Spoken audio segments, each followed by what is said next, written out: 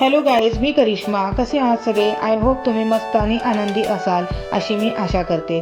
So आम्ही सर्व family आलो आहोत माझ्या बहिणीच्या गावी, कारण तिच्या घरी एक कार्यक्रम होता. त्यानिमित्ताने आम्ही सर्व फॅमिली तिच्या गावी आलो होतो. सकाळीच आम्ही पोचलो होतो गावी तिच्या, आणि दुपारची सर्व कामे आवरली.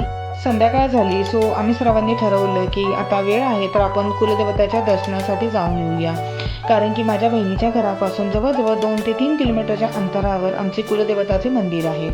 सो आम्ही सर्व आता त्या दर्शनासाठी निघालो आहोत. आणि बहिणीच्या घराजवळ दत्तगुरूंचे मंदिर होते. सो आम्ही मंदिरात गेलो आणि दत्तगुरूंचे दर्शन घेतले. दत्तगुरूंचे मंदिर खूप सजवलेले होते, कारण की तिथे काही दिवसातच तिथे यात्रा आहे.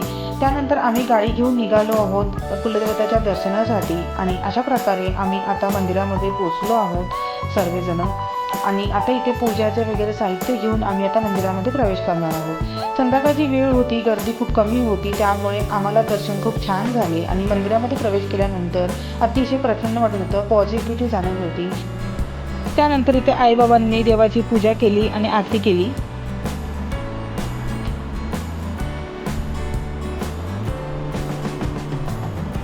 आरती आणि पूजा झाल्यानंतर मंदिराच्या बाहेरील परिसर जो आहे तो आम्ही बघण्यासाठी गेलो होतो. दुपारच्या वेळी इथे भक्तांसाठी जेवणाची सोय केलेली असते. इथे बसून भक्त जेवतात. बाकीचा जो परिसर आहे तो खूप सुंदर आहे बाहेरचा. बाहेरून आल्यानंतर मंदिरामध्ये बाकीचे बरेच देव होते, तर त्यांचे आम्ही एक एक करून दर्शन घेतले.